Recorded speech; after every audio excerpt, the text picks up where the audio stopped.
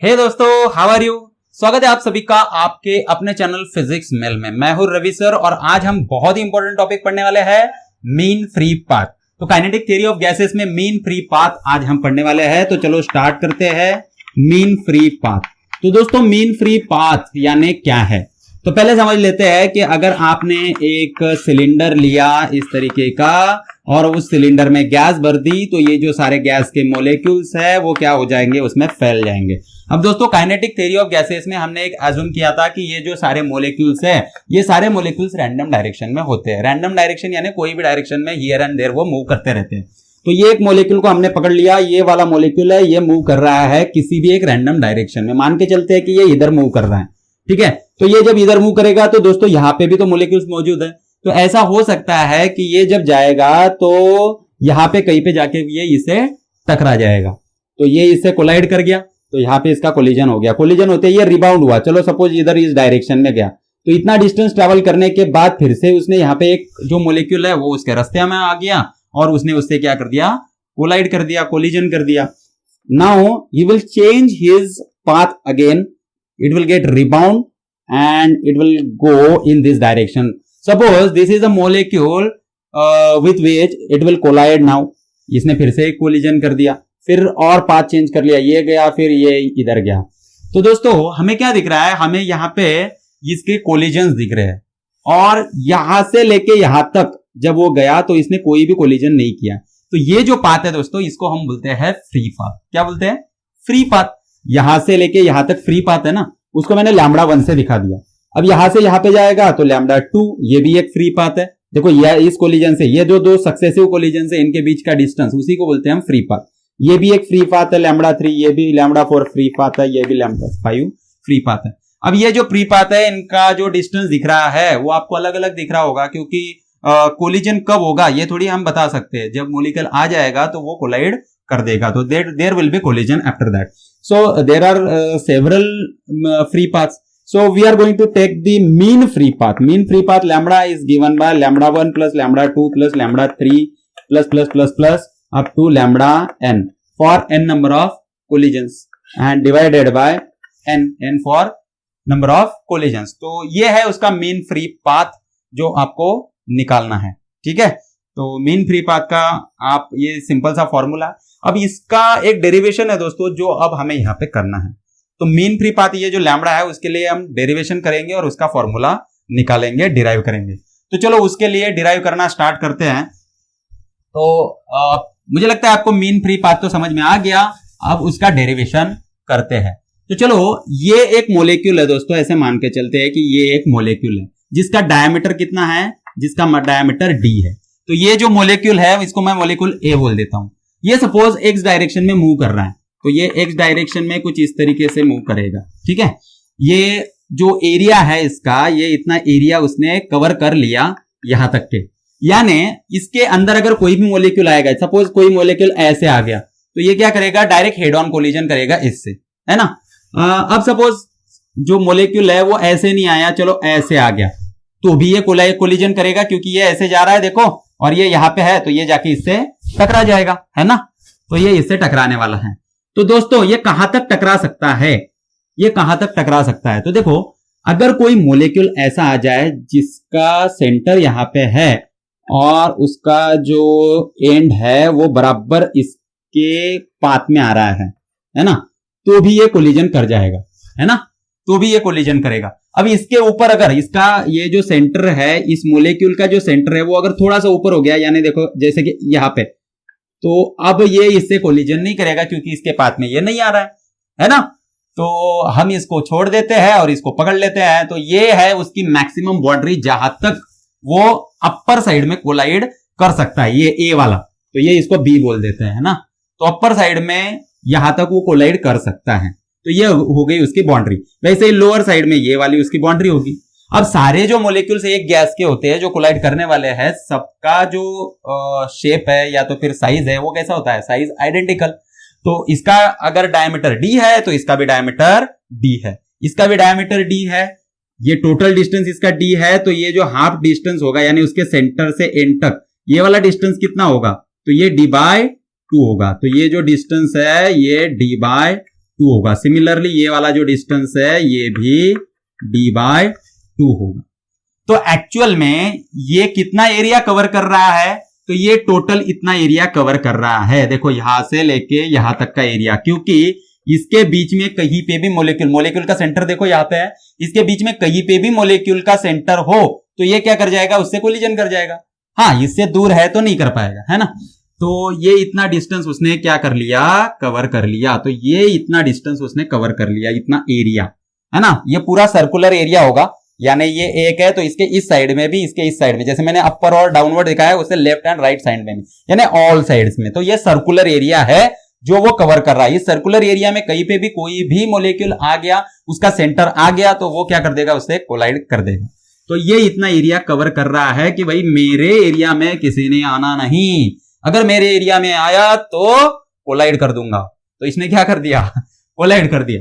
तो यहां पे जब ये कोलिजन होगा तो इसकी जो रेडियस है, ये जो एरिया उसने कवर किया है उसकी रेडियस कितनी होगी दोस्तों, इसकी रेडियस होगी, देखो ये d/2, ये d/2 और ये d, तो टोटल डिस्टेंस कितना हो गया 2d, d/2 2d, 2d का हाफ होता है d, यानी इसकी जो रेडियस है वो कितनी है d, और ये सर्कुलर एरिया है यानी उसका जो एरिया है वो क्या हो गया, एरिया पाई d स्क्वायर। कितना हो गया एरिया, पाई d स्क्वायर। तो एरिया हमें मिल गया इसका पाई d स्क्वायर, ठीक है। अब देखो दोस्तों, ये यहां से निकला, ये जो मोलेक्यूल था हमारा ए मोलेक्यूल, ये यहां से निकला और ये यहां पे जाके सपोज इससे टकराया, ये वाले से इससे टकराया, ये तो है ही नहीं ऐसे मान के चलते, ये जाके इससे टकराया। अब इसने यहां से निकल के यहां तक जाने के लिए जो टाइम लिया उसको हम बोल देते हैं डेल्टा टी। तो इसने डेल्टा टी इतना टाइम लिया यहां से यहां पे जाने के लिए, है ना। और उसका जो स्पीड है, उसका स्पीड जो है वो हम मीन स्पीड जो है इसका, इस मोलेक्यूल का, वो सी स्पीड है। तो सारे मोलेक्यूल्स का जो मीन स्पीड है वो कितना है, सी है। तो ये जो डिस्टेंस उसने कवर किया यहां से यहां तक जाने के लिए कोलिजन के बीच, वो डिस्टेंस कितना हो गया, सी इंटू डेल्टा टी। क्योंकि डिस्टेंस हमें पता है, डिस्टेंस क्या होता है, डिस्टेंस होता है speed into time, C delta T. क्योंकि स्पीड होता है डिस्टेंस अपॉन टाइम, तो डिस्टेंस हो गया सी डेल्टा टी। तो ये जो डिस्टेंस है दोस्तों, ये सी डेल्टा टी, इसको मैं बोल देता हूं कि ये एक्स डिस्टेंस है, x is equal to c delta t. अब मुझे बताओ कि जब ये यहां से यहां पे गया तो इसने वॉल्यूम कितना स्वेप्ट किया। तो मैं यहां पे लिखता हूं वॉल्यूम स्वेप्ट बाय मोलेक्यूल। तो कितना वॉल्यूम वो स्वेप्ट कर रहा है, कितना स्वीप कर गया वो वॉल्यूम। तो वॉल्यूम क्या होता है, वॉल्यूम होता है एरिया इंटू डिस्टेंस, यानी एरिया इंटू लेंथ। तो लेंथ उसने कितनी कवर की, सी डेल्टा टी, और एरिया कितना कवर किया, पाई डी स्क्वायर। तो ये कितना हो गया, pi d square into x, x कितना है, सी डेल्टा टी। तो दोस्तों इसने जो वॉल्यूम कवर किया वो pi d square into c delta t, इतना वॉल्यूम उसने स्वेप्ट कर दिया। यानी इतने वॉल्यूम के बीच वो एक कोलिजन क्या कर रहा है, परफॉर्म कर रहा है ना। तो अब ये मुझे क्या मिल गया, वॉल्यूम स्वेप्ट मिल गया। अब नंबर ऑफ कोलिजन्स अगर मुझे निकालने हैं कि कितने नंबर ऑफ कोलिजन्स हो रहे हैं इसमें, तो नंबर ऑफ कोलिजन्स अगर मुझे निकालने हैं तो दोस्तों मुझे क्या करना होगा, नंबर ऑफ कोलिजन्स करने के लिए, नंबर ऑफ कोलिजन्स निकालने के लिए, तो मुझे देखो मुझे करना होगा यहां पे इसको मल्टीप्लाई किससे, एन डैश से। अब ये एन डैश क्या होगा, तो एन डैश में पहले आपको बता दूं कि एन डैश होगा number of molecules per unit volume, यानी इसको बोलते हैं हम नंबर डेंसिटी। तो नंबर डेंसिटी एन डैश होगा। तो ये है एन बाय वी, यानी नंबर ऑफ मोलेक्यूल्स पर वॉल्यूम, और ये है तुम्हारा वॉल्यूम स्वेप्ट, यानी इस वॉल्यूम में कितने मोलेक्यूल्स होंगे वो आपको यहां पे मिल जाएंगे। जितने मोलेक्यूल्स होंगे उतने कोलिजन होंगे, क्योंकि ये जो वॉल्यूम है ये तो इसका एरिया है, तो इसके एरिया में जो जितने भी मोलेक्यूल आएंगे ये जाके उनसे टकराने वाला है। तो नंबर ऑफ कोलिजन्स आपको निकालने हैं तो आपको क्या करना पड़ेगा, इस एरिया में यानी इस वॉल्यूम में, ये एरिया इंटू लेंथ, इस वॉल्यूम में जितने भी मोलेक्यूल्स है वो मोलेक्यूल्स आपको निकालने होंगे। तो उसके लिए आपको चाहिए एन डैश, है ना। तो ये एन डैश क्या है, n dash total number of molecules upon total volume. तो जो क्यूब हमने निकाला था उसके टोटल नंबर ऑफ मोलेक्यूल्स उसमें कितने थे गैस के, और ये उसका टोटल वॉल्यूम था। ये नंबर डेंसिटी आपको मिल गया। आप क्या करोगे, इस नंबर डेंसिटी से वॉल्यूम स्वेप्ट को अगर आप मल्टीप्लाई कर देते हो तो आपको नंबर ऑफ कोलिजन्स या तो फिर नंबर ऑफ मोलिक्यूल, जितने मोलिक्यूल उतना कोलिजन, इस वॉल्यूम में जितने मोलिक्यूल मौजूद होंगे उतने कोलिजन्स, तो नंबर ऑफ मोलिक्यूल्स आपको मिल जाएंगे और नंबर ऑफ कोलिजन्स भी। तो नंबर ऑफ कोलिजन्स कितना आया, n dash pi d square c delta t, ये है आपके नंबर ऑफ कोलिजन्स। अब मुझे number of collisions per second चाहिए, number of collisions per second, तो वो कितने आएंगे, तो डेल्टा टी से मुझे क्या करना होगा, उसको डिवाइड करना होगा। अगर मैं जो टाइम है उससे डिवाइड कर देता हूं तो पर सेकंड यानी 1 सेकंड में मिल जाएगा। अब ये जैसे कि 10 सेकंड में था, तो 10 सेकंड को मैं अगर 10 सेकंड से डिवाइड कर दूं तो मुझे 1 सेकंड मिलेगा। तो मैं क्या करूंगा, यहाँ पे n dash pi d square c delta t divided by delta t, तो डेल्टा टी कट हो गया और ये number of collisions per second मुझे मिल गए। तो मैं इसको थोड़ा सा इधर लिख देता हूं पाई डी स्क्वायर और यहां पे मैं ये लिख देता हूं, तो ये जो आया है इसको मैं यहां पे लिख देता हूं n पाई डी स्क्वायर सी। ओके, तो ये मुझे मिल गया number of collisions per second. लेकिन दोस्तों ये क्या है, ये एक्चुअल में फ्रीक्वेंसी है, किसकी, कोलिजन फ्रीक्वेंसी। इसको क्या बोलेंगे हम, यहां पे लिख देता हूं मैं collision frequency. So this is our collision frequency. तो collision frequency f is given by n dash pi d square c. Now you got the collision frequency. Collision frequency अगर आपके पास है तो आप एवरेज टाइम बिटवीन कोलिजन निकाल सकते हो, क्योंकि कोलिजन फ्रीक्वेंसी आपके पास है तो एवरेज टाइम भी निकाल सकते हो तुम बिटवीन कोलिजन्स। तो एवरेज टाइम ऑफ कोलिजन कितना होगा, सिंपल सी बात है, फ्रीक्वेंसी क्या होती है, इनवर्स ऑफ टाइम होती है। तो टाइम एवरेज टाइम क्या होगा, जिसको हम टाउ बोलेंगे, वो होगा इनवर्स ऑफ फ्रीक्वेंसी, उल्टा। फ्रीक्वेंसी के उल्टा क्या होता है, टाइम। तो एवरेज टाइम कितना आएगा, 1 by n dash pi d square c. ये आ गया दोस्तों आपका एवरेज टाइम। अब एवरेज टाइम निकल गया, अब आपको क्या निकालना है, मीन फ्री पाथ यानी एवरेज डिस्टेंस ऑफ कोलिजन निकालना है। तो हम एवरेज डिस्टेंस ऑफ कोलिजन इसको अगर निकालेंगे तो वो क्या आएगा, उसको हम मान के चलते हैं कि लैम्बडा है। तो लैम्बडा क्या होगा, एवरेज डिस्टेंस निकालना है तो डिस्टेंस होता है तुम्हारा वेलोसिटी इनटू टाइम। तो हमेशा डिस्टेंस होता है वेलोसिटी इनटू टाइम। तो वेलोसिटी क्या है हमारी, यहां पे मीन वेलोसिटी है c और जो टाइम है वो कितना है, एवरेज टाइम टाउ, क्योंकि एवरेज डिस्टेंस निकालना है तो एवरेज टाइम इस्तेमाल करेंगे। तो ये हो गया c इंटू टाउ, टाउ कितना है 1 by n dash pi d square c, यहाँ पे c कट हो गया और ये हो गया 1 by n dash pi d square. अब ये लैम्बडा आपको मिल गया दोस्तों, है ना, आपको ये लैम्बडा मिल गया, इसकी value 1 by n dash pi d square. लेकिन यहाँ पे जब हमने ये मीन फ्री पाथ निकाला तो हमने ऐसे एज्यूम किया है कि ये मूव कर रहा है और ये वाला जो होगा, जो भी उसके रास्ते में आने वाला है वो कैसा है, वो स्टेबल है ना, वो कुछ वेलोसिटी उसकी हमने एज्यूम नहीं की है, बस इसकी वेलोसिटी हमने एज्यूम की है। लेकिन एक्चुअल में जब हम देखते हैं दोस्तों तो एक्चुअल में ये भी तो मूव कर रहा है, हर एक मॉलिक्यूल मूव कर रहा है रैंडम डायरेक्शन में। तो यहाँ पे हमें एक करेक्शन फैक्टर डालना पड़ता है इस इक्वेशन में, और वो करेक्शन फैक्टर कितना है, √2 है। तो यहाँ पे हम लिखेंगे ये लैम्बडा इज इक्वल टू √2, तो इसको 1 बाय √2 से इस टर्म को मल्टीप्लाई कर देंगे तो √2 n dash pi d square, ये हो गया तुम्हारा लैम्बडा। तो ये मीन फ्री पाथ का हमारा फॉर्मूला है जो हमें डिराइव करना था। अब इसमें और भी एक्सटेंशन हम कर सकते हैं, है ना, इसको हम इन टर्म्स ऑफ टेम्परेचर भी निकाल सकते हैं। तो देखो कैसे निकालेंगे इसको इन टर्म्स ऑफ टेम्परेचर। तो उसके लिए मैं क्या करता हूं दोस्तों, यहाँ पे आपको जो आइडियल गैस इक्वेशन है वो लिखते हैं PV is equal to nRT, ये आइडियल गैस इक्वेशन है हमारा, है ना।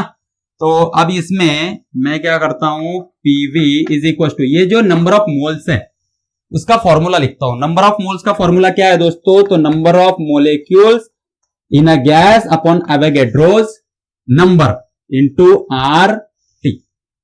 लेकिन ये PV इज इक्वल टू क्या है, ये R बाई एन क्या होता है दोस्तों, तो ये R बाई एन होता है आपका बोल्ट्जमैन कांस्टेंट KB। तो ये हो गया n KB इंटू T, आ रहा है समझ में। अब देखो आपको n बाय वी ये चाहिए है, n by V is equal to क्या हो गया, ये v इधर गया, ये टर्म इधर आई, यानी p बाय के बी टी। तो देखो n बाय वी की वैल्यू आपको मिल गई जो p बाय के बी टी है ना। अब यहां पे मैं क्या करता हूं, ये n डैश है, इसको लिख देता हूं। तो ये क्या है, it is nothing but n dash. देखो मैच करो, तो number of molecules per unit volume, यहां पे भी number of molecules per unit volume, तो ये आया हमारा n डैश। आ गया, चलो इंटरेस्ट आया, मुझे लगता है आपको इंटरेस्ट अभी आ रहा होगा। तो n डैश की जो वैल्यू है उसको यहां पे पुट अप करेंगे, तो आपको लैम्बडा की नई वैल्यू मिल जाएगी in terms of temperature T। वो वैल्यू क्या होगी, तो n dash is equal to, यहां पे n डैश की वैल्यू डालेंगे तो P नीचे आएगा, KBT ऊपर आएगा, तो KBT अपॉन अंडर रूट 2 और पाई डी स्क्वेयर इंटू ये P। तो ये आ गया दोस्तों आपका फाइनल फॉर्मूला, और यहां पे खत्म होता है आपका डेरिवेशन। हो गया खत्म। चलो तो ये फॉर्मूला को नोट डाउन कर लो, ये जो पूरा बोर्ड है उस पर जो भी मैंने डेरिवेशन लिखा है उसको नोट डाउन कर लो, वीडियो को पॉज करो और लिख लो, ठीक है। चलो लिख लिया दोस्तों आपने, अगर लिख लिया होगा तो हम चलते हैं आगे, है ना। ये फॉर्मूला आपको मिल गया। अभी यहां पे मैं क्या करता हूं, ये इसको आप याद रखना, इसको आप ऐसे भी लिख सकते हो, देखो lambda is equal to c by f. क्यों, क्योंकि टाउ क्या है 1 बाई एफ है, तो सी बाई एफ। ये वाला भी फॉर्मूला याद रखना, है ना। अभी न्यूमेरिकल जब हम लेंगे तो न्यूमेरिकल्स में हमें ये सी बाई एफ लगने वाला है, ठीक है। ये फॉर्मूला याद रखना। अब आप ये जो लैम्बडा करेक्टेड वैल्यू का है हमारा अंडर रूट 2 वाला, इसको ही हम इस्तेमाल करेंगे, यहां पे भी हर जगह पे उसको इस्तेमाल करेंगे। तो ये जो टाउ है ना, ये टाउ में भी अंडर रूट 2 यहां पे आ जाएगा, और जो एफ है, एफ इसमें भी हम मल्टीप्लाई कर देंगे अंडर रूट 2 से। तो न्यूमेरिकल सॉल्व करते वक्त ये चीजें हैं जो आपको याद रखनी है ना, क्योंकि ये प्रैक्टिकल है। ओके चलो स्टार्ट करते हैं न्यूमेरिकल्स। इसको रफ कर देता हूं मैं फटाफट, चलो बिल्कुल टाइम नहीं वेस्ट करना है हमें, तो हमने ये इसको रफ कर दिया। चलो न्यूमेरिकल लेते हैं, स्टार्ट करते हैं न्यूमेरिकल।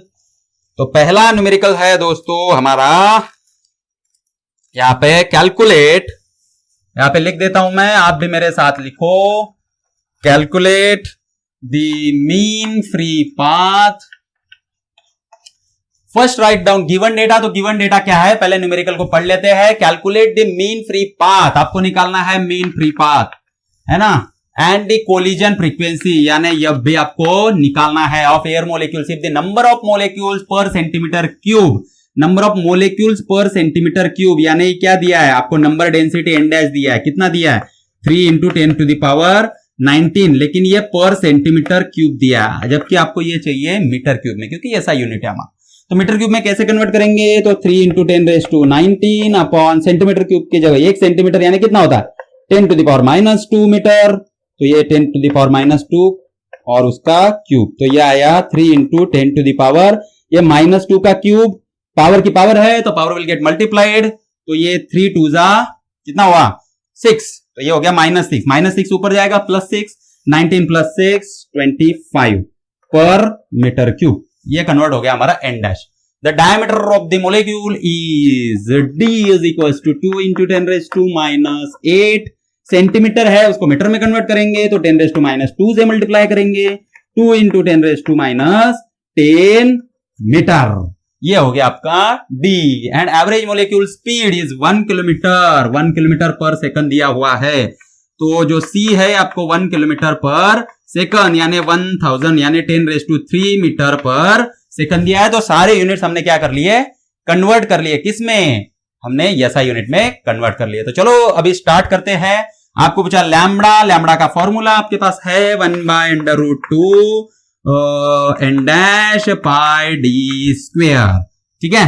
चलो इसमें वैल्यूज डालते हैं, 1/√2 यानी 1.414 इंटू n डैश दिया आपको 3 into 10 to the power 25 into pi है 3.14 into d square, d 2 into 10⁻10 है, उसका स्क्वायर क्या आएगा 2 का स्क्वायर 4 -10 का स्क्वायर -20, पावर का पावर है तो पावर विल गेट मल्टीप्लाइड।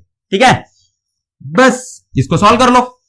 अभी ये कैलकुलेशन है, कैलकुलेशन तो कर सकते हो ना, तो कैलकुलेशन कर लो और इसका जो वैल्यू आता है मैं आपको डायरेक्ट कॉपी करके बता देता हूं, है ना, आप लोग उसको कैलकुलेट कर लेना। ये आएगा 1.876 1.876 इंटू 10⁻⁻7 मीटर। ये आएगा दोस्तों इसका आंसर। कैलकुलेशन में टाइम जाया नहीं करेंगे, आप भी कर सकते हो उसको, है ना, 10th पास होके आया ना सब लोग, हाँ, तो आप कर सकते हो उसको। तो लैम्बडा हो गया, लैम्बडा की वैल्यू आपको मिल गई। अभी आपको फ्रीक्वेंसी निकालना है, तो फ्रीक्वेंसी कैसे निकलेगा? तो फ्रीक्वेंसी का फॉर्मूला अभी अभी मैंने आपको दिया था। क्या था फॉर्मूला? था c/लैम्बडा, ये हमारा फॉर्मूला था, है ना। आपने दोस्तों वेव का तो इक्वेशन पढ़ा होगा, तो वेव का जो इक्वेशन होता है उसमें लैम्बडा होता है, लेकिन लैम्बडा जो होता है वो वेवलेंथ होता है। तो c is equal to f lambda वहां पे भी होता था हमारा, यानी f इज इक्वल टू c/लैम्बडा हुआ करता था। वहां पे c यानी स्पीड ऑफ लाइट हुआ करता था, लैम्बडा यानी वेवलेंथ हुआ करती थी। यहाँ पे लैम्बडा फ्री पाथ है, बिल्कुल वैसे ही फॉर्मूला है, तो चाहे तो याद रखना है तो आप इस हिसाब से भी उसको याद रख सकते हो, है ना। वेव्स में ये आपको आपने पढ़ा है, वेव्स जो चैप्टर है हमारा उसमें पढ़ा है, तो आप उसको ऐसे याद रख सकते हो। ठीक है, लेकिन यहाँ पे lambda is equal to wavelength नहीं है, ये याद रखना, ये यहाँ पे मीन फ्री पाथ है। तो c/लैम्बडा, c क्या है दोस्तों? ये है 3 इंटू, अरे सॉरी, फिर से देखो, मैंने बताते बताते मैं c स्पीड ऑफ लाइट लिख रहा था, लेकिन हम यहाँ पे हमें यहाँ पे दिया हुआ है वो स्पीड लिखेंगे, यानी 10⁻³ अपॉन लैम्बडा। लैम्बडा कितना दिया है? लैम्बडा दिया है, निकाला है हमने, कितना है? ये है 1.876 इंटू 10⁻⁻7। तो ये हो गया हमारा यहाँ पे f इज इक्वल टू c/लैम्बडा। इसको फिर से कैलकुलेट करेंगे तो 1/1.876 इसका इनवर्स आपको लेना पड़ेगा, तो ये आएगा आपका लगभग 5.33 इसके आसपास आएगा। 10⁻⁻7 जब ऊपर जाएगा तो 10⁻+7 होगा, +7, और ये 10⁻, देखो मैंने यहाँ पे 10 लिया था और 10 को डिवाइड किया था 1.8, तो 10⁻2 10⁻2 और 10⁻7 ये हो गया 10⁻9, यानी अप्रोक्सीमेटली ये हो गया 10⁻10। तो फ्रीक्वेंसी 10⁻10 कोलिजन्स पर सेकंड। तो नंबर ऑफ कोलिजन कितने हैं? 10⁻10। बहुत ज्यादा, बहुत बड़ा नंबर है दोस्तों, है ना। तो चलो, ये तो न्यूमेरिकल यहाँ पे सॉल्व हो गया। अभी दूसरे न्यूमेरिकल की तरफ चलते हैं। अगर आपने ये नहीं लिखा है तो उसको वीडियो को पॉज करो, इसको लिख लो, ठीक है, फिर आगे चलते हैं और देखेंगे JEE 2020 का एग्जाम्पल। ठीक है, चलो JEE 2020 का न्यूमेरिकल हम अब क्या करेंगे, लेंगे। तो चलो स्टार्ट करते हैं JEE 2020। चलो, 2 गैसेस, JEE 2020 अभी अभी इसी साल का न्यूमेरिकल है, और न्यूमेरिकल आया था 2 गैसेस आर्गन। तो चलो स्टार्ट करते हैं। Write down given data. Given data क्या दिया आपको? 2 गैसेस आर्गन, जिसका एटॉमिक रेडियस दिया है आपको, रेडियस ऑफ आर्गन कितना दिया है? 0.07 नैनोमीटर, यानी ये हो जाएगा 0.7 एंगस्ट्रॉम। ठीक है, एंगस्ट्रॉम में मैंने उसको क्या कर लिया? कन्वर्ट कर लिया। Okay, atomic weight, atomic weight दिया है, यानी आपको मोलेक्युलर मास दिया है। मोलेक्युलर मास कितना है? 40। अब देखो ये आर्गन जो है ये इनर्ट गैस है, तो ये किसी से रिएक्ट नहीं करता, तो एक ही एटम उसका मोलेक्यूल एक ही एटम से बनता है। ठीक है, तो उसका जो मोलेकुलर मास है वो भी 40 होगा। एंड जीनॉन एटॉमिक रेडियस उसकी दिए है, जीनॉन की वो दी है 0.1 नैनोमीटर, यानी ये हो गया 1 एंगस्ट्रॉम। ठीक है, एटॉमिक वेट उसका भी दिया है, यानी ये ऑर्गन का है और ये जेनॉन का है, और वो कितना दिया है? 140 दिया है। Have the same number of density and are at the same temperature। देखो एक बात बहुत जरूरी है, सेम नंबर डेंसिटी। तो आपको क्या दिया है? n' सेम दिया है दोनों के लिए, दोनों के नंबर डेंसिटी सेम है। और दूसरी इंपॉर्टेंट चीज क्या दी है? Same temperature. तो इस पे फोकस करना, सेम टेम्परेचर है। The ratio of their respective mean free times is closest to. तो आपको क्या दिया है? इसका मीन फ्री टाइम आपको निकालना है। तो मीन फ्री टाइम का फॉर्मूला क्या है? तो चलो मीन फ्री टाइम का फॉर्मूला निकालते हैं। तो मीन फ्री टाइम का फॉर्मूला क्या होगा? तो चलो यहां पे इसको कैलकुलेट करते हैं। तो जो मीन फ्री टाइम होता है टाउ, उसका फॉर्मूला क्या है? उसका फॉर्मूला है टाउ का 1/√2 n dash pi d square c. ये है टाउ का फॉर्मूला, है ना, मीन फ्री टाइम का, जो हमने ऑलरेडी डिराइव कर लिया था। अब यहां पे ये जो मीन टाइम है इसका फॉर्मूला हमें लाना होगा। मीन टाइम, ये जो मीन स्पीड है उसका फॉर्मूला हमारे पास नहीं है। तो मीन स्पीड का फॉर्मूला क्या है? मीन स्पीड का फॉर्मूला है √8/π/RT/m।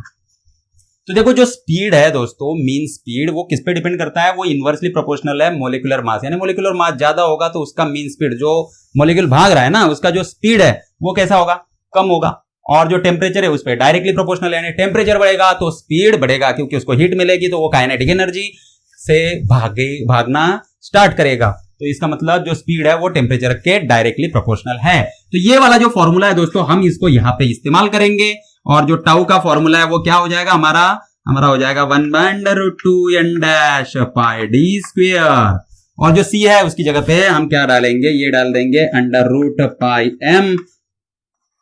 और ऊपर जाएगा, सॉरी उल्टा लिखा मैंने, सी की ये √8RT नीचे लिखना होगा, √8RT और πm ऊपर। चलो तो देखो दोस्तों यहां पे क्या क्या कांस्टेंट है, यहां पे क्या क्या कांस्टेंट है। तो यहां पे n डैश कांस्टेंट है, पाई कांस्टेंट है, 8R, पाई और t, ये सारे कांस्टेंट है ना। तो अगर मैं आर्गन के लिए निकालूं या तो फिर किसी के लिए भी निकालूं, तो जो टाउ है वो डायरेक्टली प्रोपोर्शनल हो जाता है। कांस्टेंट को हम क्या लिख देंगे? k लिख देंगे, है ना। कांस्टेंट को k लिख दिया, इक्वल टू कर देते, कांस्टेंट को k लिख दिया तो यहाँ पे पाई चला जाएगा, ये √m। तो मोलिकुलर मास जो है दोनों का अलग अलग है, इसलिए उसको ले लेंगे। और जो टेम्परेचर है वो सेम है। देखो दोस्तों हमने लिखा है यहाँ पे सेम टेम्परेचर है, तो ये भी कांस्टेंट है। R तो यूनिवर्सल गैस कांस्टेंट है, तो वो भी कांस्टेंट है। n डैश भी आपको कांस्टेंट ही दिया है क्योंकि सेम नंबर डेंसिटी है। पाई कांस्टेंट है तो सिर्फ d वेरी कर रहा है। तो ये जो d है यानी डायमीटर, ये किसका होगा? ये जो जिसका मीन टाइम होगा उसी का डायमीटर, और उसका क्या है? स्क्वायर। तो ये बाकी कांस्टेंट है इसलिए k। तो अगर मुझे रेशो निकालना है तो ऑर्गन का रेशो अगर मैं मीन टाइम का जेनॉन से निकालता हूं तो वो रेशो क्या आएगा? वो आएगा √ मास ऑफ किसका आएगा? डायरेक्टली प्रोपोर्शनल टू आर्गन का, और डिवाइड बाय नीचे किसका आएगा? जीनॉन का। और बाहर क्या आएगा? ये डी स्क्वायर इनवर्सली प्रोपोर्शनल था इसको, तो ये उल्टा हो जाएगा। यहां पे आएगा जीनॉन का और यहां पे आएगा आर्गन का, दोनों का स्क्वायर। चलो तो इसको यहां पे सॉल्व कर लेते हैं। तो tau argon upon tau xenon is equal to mass of argon कितना है? Mass of molecular mass of argon, तो आर्गन का मोलिकुलर मास है 40 और जीनॉन का मोलिकुलर मास है 140। तो ये गया इंटू डी स्क्वायर। ये जीनॉन का जो रेडियस है वो कितना है? जीनॉन का रेडियस ये वाला 1 एंगस्ट्रॉम है, तो 1 एंगस्ट्रॉम इसका क्या हो गया? स्क्वायर अपॉन 0.7 एंगस्ट्रॉम का स्क्वायर। तो एंगस्ट्रॉम कट हो गया, तो ये आया तुम्हारा 0 0 कट हो गया, 2 2 जा 4, 2 7 जा, तो √2/7 इंटू ये 1 का स्क्वायर 1 और 0.7 का स्क्वायर आएगा 0.49। तो बस इसको सॉल्व कर लो, है ना। √2/7 आप लॉग टेबल यूज करो, आप कुछ भी यूज करो और इसको सॉल्व करो, है ना। तो सॉल्व करने के बाद आपको जो वैल्यू मिलती है वो वैल्यू मैं यहाँ पे आपको कॉपी करके देता हूं। ये वैल्यू आएगी 1.09। तो इसको अगर आप कैलकुलेट करते हो तो 1.09 उसकी वैल्यू आएगी, जबकि ऑप्शन में 1.83 है। तो इसका राइट ऑप्शन ये है, क्यों? क्योंकि ये इसके पास में है वैल्यू। आ गया दोस्तों समझ में आपको? इसके पास में वैल्यू है तो ये आ गया। डन। चलो इसको लिख लो वीडियो को पॉज करके, और फिर मैं अगला न्यूमेरिकल आपको बताता हूं। हो गया? चलो तो JEE 2019 में जो क्वेश्चन आया था उसको लेंगे दोस्तों अभी। JEE 2019 में जो क्वेश्चन आया था, चलो लेते हैं।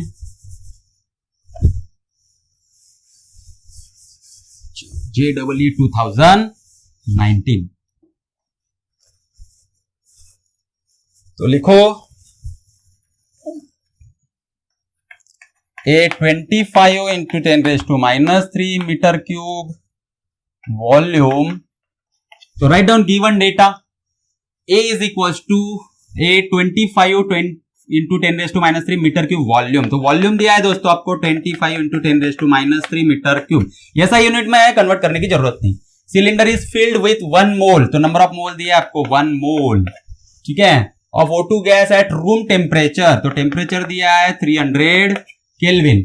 द मोलिकुलर डायमीटर D दिया है आपको, कितना दिया है D 0.3 नैनोमीटर, यानी 3 into 10 raised to minus 10, क्योंकि नैनो यानी 10 raised to minus 9 और 0.3 का एक minus 10, तो ये हो गया 10 to the power minus 10 metre, ठीक है। ये हो गया डायमीटर। एंड आरएमएस स्पीड कितना दिया है आपको 200 मीटर पर सेकंड, यानी ये है आपका C।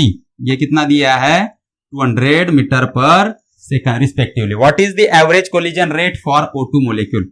कोलिजन रेट यानी number of collisions per second. तो number of collisions per second क्या होती है दोस्तों? ये होती है फ्रीक्वेंसी।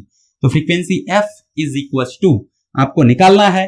तो F का जो फॉर्मूला है दोस्तों, वो फॉर्मूला हमने ऑलरेडी देख लिया था। क्या था फॉर्मूला था n डैश, फ्रीक्वेंसी के लिए n डैश पाई d स्क्वायर और c, ये फॉर्मूला था।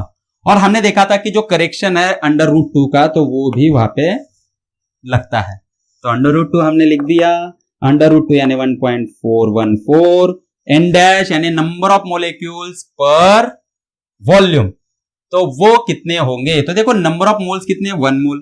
तो 1 मोल यानी कितना होता है Avogadro's number 6.023 into 10 raised to 23 molecules. तो 1 मोल है, तो 1 मोल में नंबर ऑफ यानी वॉल्यूम कितना है, 1 मोल में जो मोलिक्यूल्स होते हैं वो कितने होते हैं 6.023 into 10 raised to 23। तो नंबर ऑफ मोलिक्यूल्स कितने आएंगे 6.023 into 10 to the power 23, ठीक है, पर यूनिट वॉल्यूम। तो ये नंबर ऑफ मोलिक्यूल्स होंगे और डिवाइड बाय वॉल्यूम कितना आया, वॉल्यूम है 25 into 10 to the power -3। Okay, तो नंबर ऑफ मोलिक्यूल्स 1 मोल में होते हैं इतने और वॉल्यूम आपको इतना दिया है। तो ये हो गया n डैश यानी नंबर डेंसिटी इंटू पाई की वैल्यू 3.14 इंटू d स्क्वायर। तो d किधर दिया, ये उसका स्क्वायर, इसका स्क्वायर कितना आएगा 3 का स्क्वायर आता है 9 इंटू 10 का स्क्वायर आता है आपका 10 to the power -10 का स्क्वायर आता है 10 to the power -20। तो ये हो गया आपका सॉल्व। और ये C भी बाकी है, तो यहाँ पे C भी लिख देते हैं, वो है 200। तो बस इसको सॉल्व करो, 25 1 जा यहाँ पे 8, और इसको अगर आप सॉल्व करते हो तो टोटल देखो ये कितना आएगा। तो यहाँ पे हम लिख देते हैं F इज इक्वल्स टू, तो दोस्तों इसको आप कैलकुलेट करो, मैं आपको डायरेक्ट उसकी वैल्यू बताता हूं। तो उसकी डायरेक्ट वैल्यू जो आएगी वो आएगी √2 एज इट इज, यानी 1.414 इंटू 1.362 इंटू 10 raised to 10, ये उसकी वैल्यू 1 इंटू 10 raised to 9, ये उसका कैलकुलेशन आएगा। आप कैलकुलेशन उसके कर लेना, ठीक है। हमारे पास यहाँ पे टाइम की कमी है तो हम कैलकुलेशन नहीं करेंगे। तो इसको अगर आप कैलकुलेट करते हो तो आपको कुछ ना कुछ वैल्यू मिलेगी। और इसके जो ऑप्शंस है, तो इसके ऑप्शंस में आपको बताया है कि इसका ऑर्डर बताओ, ऑर्डर ऑफ 10 में फिर आपको ऑप्शंस दिए है कैसे, 10 raised to 10 ऑप्शन है आपके पास, 10 to the power 12, तो ये A, ये B, C में 10 raised to 14 और D में 10 raised to 16, ऐसे 4 ऑप्शन दिए है दोस्तों इसके लिए। JEE 2019 में आया हुआ था। तो यहाँ पे आपको आंसर क्या लिखना है, तो आप इसको अगर करते हो तो आपको पता चलेगा कि इसकी जो वैल्यू आती है वो लगभग 1.67 के आसपास इसकी वैल्यू आएगी इंटू 10 raised to 9। तो इसकी अगर आप ऑर्डर निकालते हो तो वो ऑर्डर सबसे पास में इसके आती है, इसलिए इसका आप आंसर लिखोगे फ्रीक्वेंसी का, यानी number of collisions per second is approximately equal to 10 to the power 10 collisions per second. तो एक सेकंड में इतने कोलिजन्स होते हैं दोस्तों। तो ये JEE 2019 का एग्जाम्पल था जो हमने सॉल्व किया है ना। तो आशा करते हैं कि आपको अच्छा लगा होगा। अगर अच्छा लगा है तो लाइक कीजिए, शेयर कीजिए, सब्सक्राइब कीजिए और बेल आइकन को प्रेस करना ना भूलिए। हमारा चैनल जिसका नाम है फिजिक्स मैल। Thank you.